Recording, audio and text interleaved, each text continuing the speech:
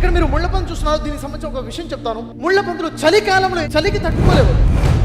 చలికి తట్టుకోలేక సాయంత్రం అయ్యేసరికి అన్ని ముళ్ళ పందులు వచ్చేసి ఒకదాని పక్కన ఒకటి దగ్గరగా ఉండే ప్రయత్నం చేసే తెల్లవారే వరకు కూడా. ఎందుకు?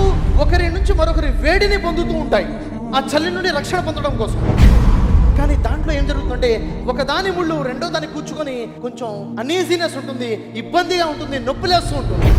బాగా నొప్పి అవుతుంది కదా, ఇబ్బందిగా ఉంది కదా, కలిసి ఉండడం కష్టం కదా అని చెప్పేసి దాంట్లో నుంచి ఒక ముళ్ళ పంది వేరుగా వెళ్ళిపోయింది. ఈ బాధను నేను తట్టుకోలేను, ఇది నా వద్దని విడిపోయి విడిగా వెళ్ళింది. తెల్లవారేసరికి చలికి తట్టుకోలేక చనిపోయింది. మనకి ఏం అర్థమవుతుంది చెప్పండి? ఇక్కడ యాక్సెప్టెన్సీ అన్నది ఎంత అవసరం. నువ్వు జీవించి ఉండాలంటే చిన్న బాధను యాక్సెప్ట్ చేయాలా వద్దా? ఈ రోజు ఇద్దరు పార్ట్నర్స్ కలిసి బిజినెస్ చేస్తున్నారు, వాళ్ళిద్దరు విడిపోతున్నారు. ఎందుకు? ఏదో చిన్న తేడా వచ్చింది, ఏదో మనస్పర్ధలు వచ్చాయి, ఇబ్బందులు జరుగుతున్నాయని విడిపోతున్నారు. కలిసి ఉండి యాక్సెప్ట్ చేయి కదా ఒకరినొకరు. లాభం ఎక్కువ ఉంది, విడిపోయావా అంతకన్నా నష్టం ఎక్కువ ఉంది. ఈ రోజు భార్య భర్తలు ఎన్ని డైవర్స్ అయిపోతున్నాయి, ఎటు చూసినా డైవర్స్. విడాకుల సంఖ్య పెరిగిపోతుంది. ఎందుకు? చిన్న చిన్న మనస్పర్ధలు, చిన్న చిన్న ఇబ్బందులు. దీన్ని నువ్వు యాక్సెప్ట్ చేయకుండా విడిపోతే నష్టం ఎక్కువ ఉంది. అంటే ఎక్కడైతే ఐక్యమత్యం ఉందో అదే మన బలం, ఎక్కడైతే కలిసి ఉన్నామో అదే సంతోషం. కొంతమంది ఏమంటారు తెలుసా?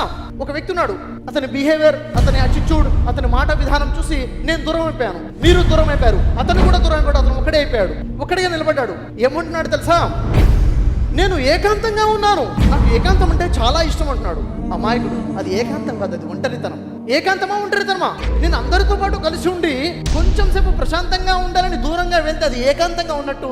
అందరూ నన్ను వదిలేసి వెళ్ళిపోయారంటే నేను ఒంటరివాడిని అయిపోయినట్టే కదా. మన అటిట్యూడ్ని బట్టే మనకు సంబంధాలు ఉంటాయి, దానికి చాలా గొప్ప విలువ ఇవ్వాలి. అవునా?